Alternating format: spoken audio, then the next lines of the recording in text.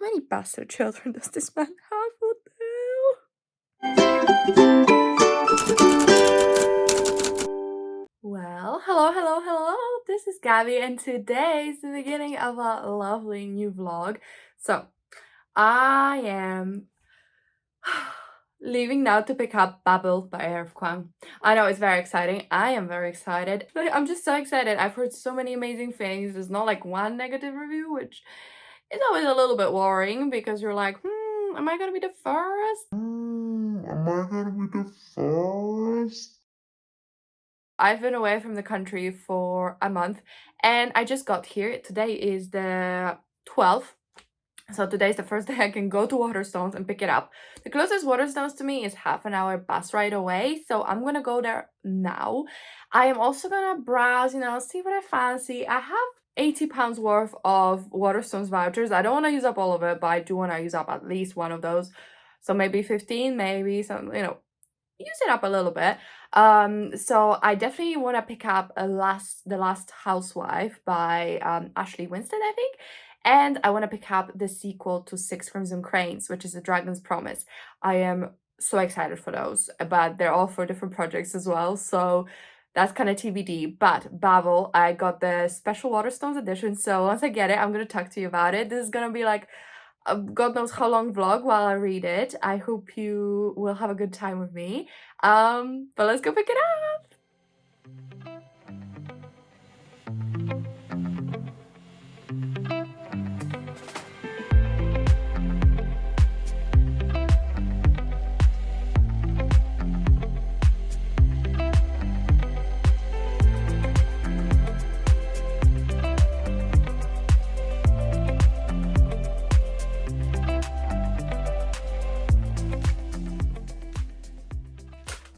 It's here. I am so excited. That was a very disappointing travel to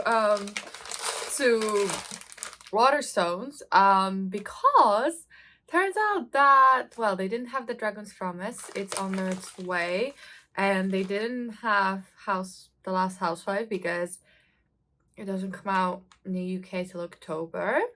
So that means I had to get the ebook from the Kindle. Thank God I have the international Kindle, so I can buy it when it comes out in the US. But yeah, that was disappointing.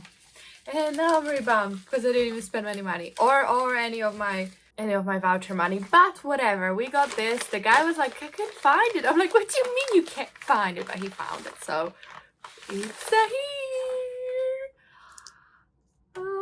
Ooh, black back sprayed edges. Okay. This is Waterstone Special Edition. No, why is it so damaged, huh? I paid a lot of money for this book. And then they damage it. Signed by the author. That's exciting. Look at this. At least I got the signature on it. But yeah, it's so fake. How big is big? Hello, how big is it? This 546 pages. Alright, let's read this. I wanna read this quick. It looks so majestic. I complained if I get any money back. That's a nice treat. But look, I decided to use this bookmark. Oh my god, my brain. This bookmark because I feel like it goes so nicely with my book. It's so pretty. Look. Aren't you happy you're watching this vlog? I don't know what that was for. Goodbye. I made progress. So that's good. I just finished book 1 and I'm on to book 2 of Babel. And what can I say? I guess it's time to even talk about what this book is about. It's a historical fiction. We're in 1800s. We open up with a boy who lives in Canton. I'm assuming Canton used to be like where Hong Kong is because they speak Cantonese in Hong Kong. And we're found with a little boy whose mother is dying of some kind of plague, and he's also really, really sick and about to pass away when a mysterious white man comes gives him this silver to consume, and the boy gets better. And then the man says if he wants to, better his life, better his chances at survival, he should come with him to London, in England, and he will be provided with schooling and housing, and be taken care of, being taken in as a ward. In exchange, all he has to do is work hard and study hard, and do well in school, kind of thing. So that's where we open. Then the boy chooses, like a English name, and he goes by Robin Swift. In book one, basically, we follow him from age of 11, growing up in the house, learning to speak and write Latin, Greek, and then also, getting better English and Chinese or Mandarin. And we follow him through that period of life for 6 years, when in 6 years' time he joins Oxford University, and he joins the translation department. So this is a fictional department within Oxford University, where they have this tower called Babel, and Babel is the place where the translation people have their headquarters and stuff. And Robin just made friends with Rami, who is an Indian boy from Calcutta, who's also part of the studies. What's the girl's name? Letty, who's a white girl.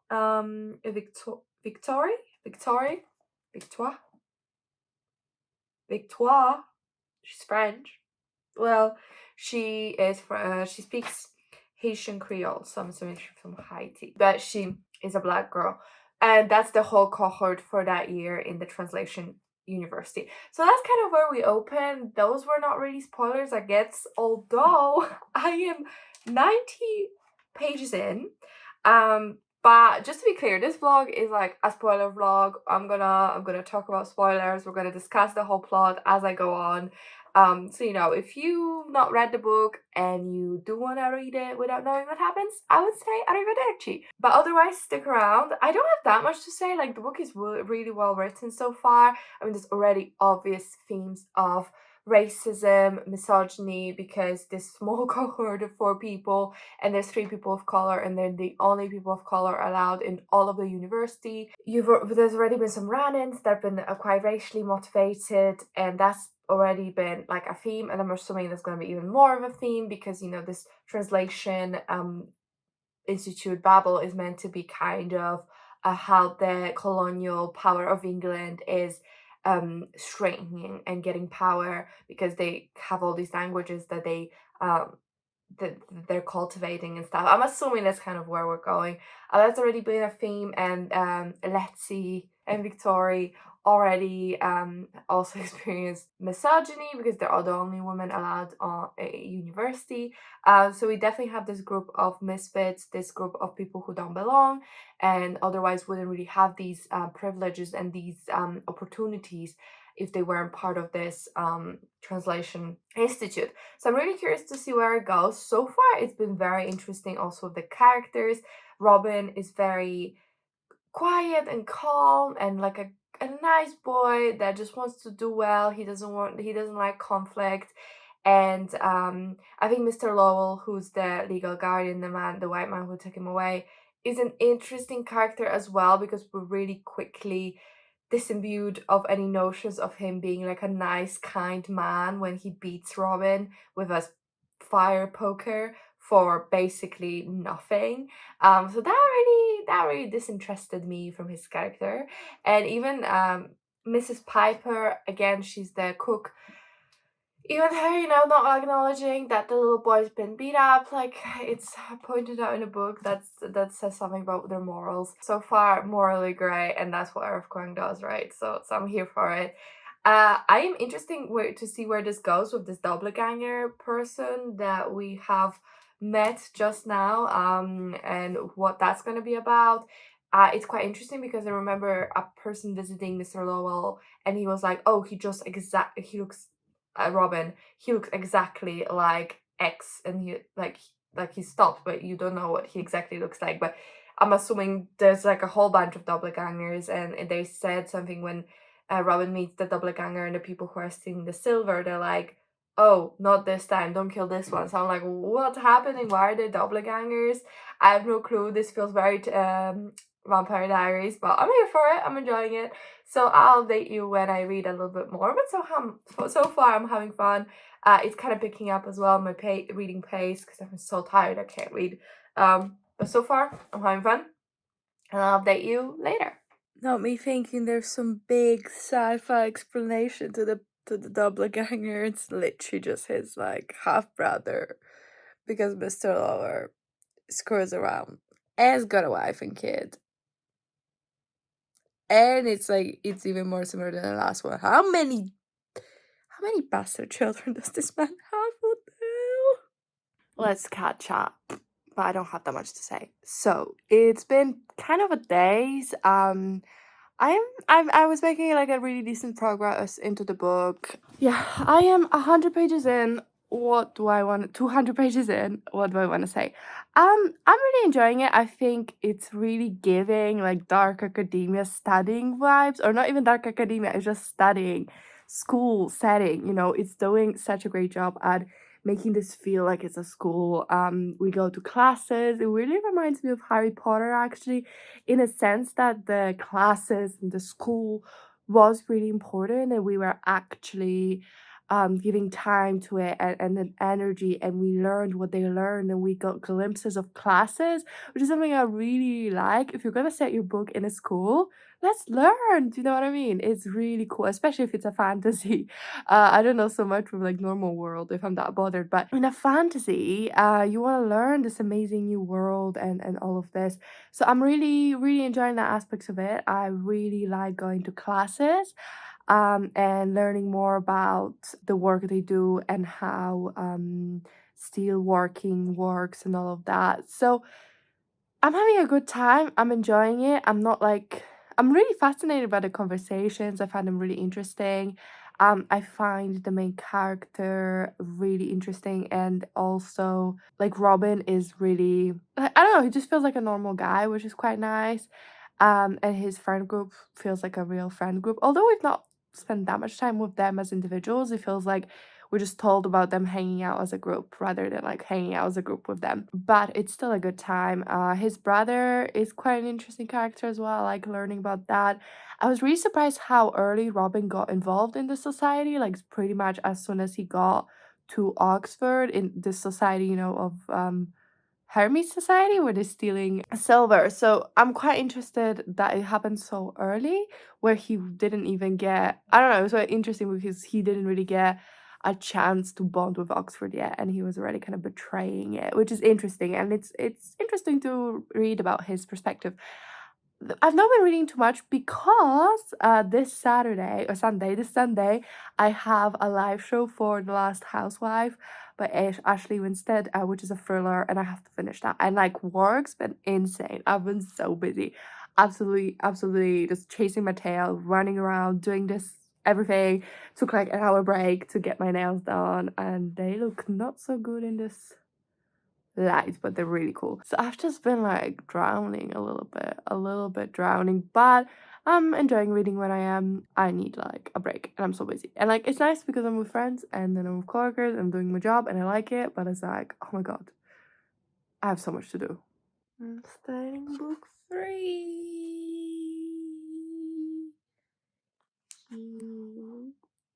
Alright, yeah, girls, finally on to book 4. And there's a lot that happened. I mean, so Remy and Victoria are also, turns out, members of the Hermes Society. So Robin kind of took an L for them and pretended that it was him trying to steal stuff, who got a little bit of into trouble, but then we see Professor Lowell like forgive him and kind of be like, oh, let's just move on from this but never do this again, but really kind of we need you. And then we visit Canton, and I think it's quite interesting because the conversations around opium and the opium's wars and the impact of opium on China is really solidified the idea and conversation around it. And I watched an interview with the author where she talked about, you know, how that was a big inspiration and big reason why she chose that time period. So that was really interesting to see. And it's just Robin had this awakening of it's not worth it to compromise all of his morals, everything, and his countrymen, and you know, everything for England and for Oxford and for Babel. So that's very interesting. He just killed his father, which was quite an escalation. I'm not gonna say I liked his father, but I do think that was quite like, whoa, Robin, you just murdered a man in cold blood. Jesus Christ. Uh, so he like exploded his chest, which is quite grim, and it was so sad afterwards when he like dropped to the floor and was like, father, father, and then the I'm not sure, but father in Mandarin or Cantonese. I don't know. It's quite wow, quite a shocker. So yeah, we're about this far into it. I've got this much left, this much how we read. So about 70%. I am really enjoying it. I wouldn't say I'm like dying for it. It's easy to read. It has very compelling ideas, but it's not that much like discussing. I feel like to discuss this I need like an Oxford degree because I can appreciate all the ideas presented to me, or most of the ideas presented to me, but I don't know if I could add to them. They are very interesting and the conversation is truly one that's so compelling and so interesting, and it's just so well thought out, and just the amount of research that must have gone into this book and the love of academia that the author shows is breathtaking. But yeah, I don't know that much to like discuss with you and think like, oh my god, this happened. Like, it's not that kind of book, but I am loving the experience of reading it. I'm loving like consuming it. Hello, I am going to work. I don't even know if you can hear me like basically at all. But I don't know why, but I'm not loving Babel. It's like everything that's written is well written, all the conversations are interesting. Do I want to sit there and read it? No. I feel bad. I don't know. I'm just so glad the bit where they're like, oh my god, we're gonna die, we have to hide the murder is over, because like that part of like dark academia books is so fucking repetitive and boring. And I'm just there like, I just get caught or get over it. I don't care. I don't like reading about people wrecked with guilt, I guess, because I'm like, I don't care. So I don't know. I don't know. Am I enjoying it? Me? Do I just want to be done with it to read other books? Yeah. I don't know if this vlog even is gonna come out. I feel like nothing of value was done, and I don't even like it that much, which disappointment of the year. Because I was so excited. Yeah, I don't know. I'll update you when I read more. I mean, I'm gonna finish it one way or another. So kind of feels like we turned this into limits, like Robin. UK moves. UK. Dark academia, more like freaking Greek tragedy. So I just recorded an update, a nice little ending to this for 5 minutes, and it didn't record. This just feels like this reading this book. Very upsetting. And what was I saying? Yes, I don't know why I didn't like this book. Basically, it was what I just said in for 5 minutes. I'm very upset about this not recording. It's very frustrating. Anyway, I think this book is technically just so good, so well written, so well thought out, so well researched, so passionate, so tragic, so tragic, like such a Greek tragedy. But I didn't care. I didn't want to pick it up. I felt just so disengaged from the characters. I don't know what it is. I don't think it's anything the author did. I think I literally just read this at a time when I was super busy, couldn't give it the time that I wanted to give it. Felt like I had a lot of things to do, so I just kind of pushed myself through. I think I did a disservice to myself and the author for reading it so like quickly and trying to cram it in. I don't know. I'm just glad it's over. Like, quite frankly, I just want to read something else, something smaller. Like, this is so big. Did it need to be this big? I think so. I actually think this maybe would have been better for me personally as a series. I don't know. Maybe like a duology. It was all so beautifully tragic. Like, the characters were really well thought out and really fleshed out. Although feel like Victory and Rami, I feel like we were just so in Robin's head. I don't know, I don't feel like I get that good of sense for other characters. Like, they all got their little chapter that were talking about their experience, but that's it. And I feel like Robin was such a self-centered character that he really was just in his own world. Even Rami, whose death is so tragic, I don't feel like I ever really connected with him because I don't know, it's all Robin's perspective, and Robin just became so bloodthirsty towards the end. And you know, I did feel a lot of like emotion and felt like solidarity, and I loved the bits where they were striking. I just thought that was all very tragic and really was putting the point across. And it was like, yes, let's strike with power to the people, all of that. Yes, power to the people. But I don't know what it was. I just feel like I didn't want to read this, and that's never a good sign. And that's not a book I'm going to remember fondly because I trudged through this. But again, mostly read it on the train going back from work after very stressful 2 weeks. So I'm just gonna say, I think for like quality of the book, storytelling, themes, all of that, 5 stars, 4.5. For my enjoyment of it, whether I wanted to actually read it, whether I will remember this fondly, whether I will ever pick this up again, 2.5. So I think let's give it a 3, call it a day, wrap up this vlog, and you can tell me what you thought. I feel so disappointed, I really do, and I don't want to for this to be like, oh, I don't think the offer is good, because I do think the offer is so good, and I think this is a good book. It's just I didn't care. I didn't want to read it. I was done. I was done with this long before I finished it. So I'm gonna check it up to being busy and stressed. But that's it from the video. I really feel like this is super anticlimactic. I'll decide whether I post it in the first place when I see the whole footage all together. But yeah, but disappointing. Really disappointing note to end on.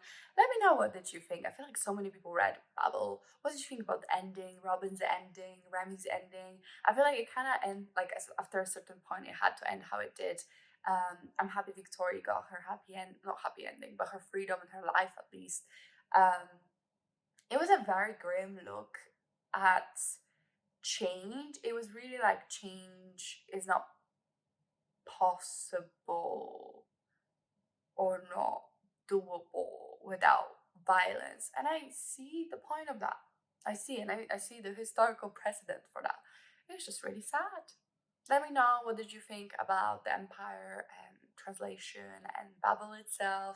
Did you find it more enthralling than I did? I really hope you did, because I know how many people were excited about this book, so I really hope you had a great time reading it. I will see you in my next video. If you could comment, like, and subscribe, I really, really appreciate it. It really helps me out. But that's it from me, and I'll see you in my next one.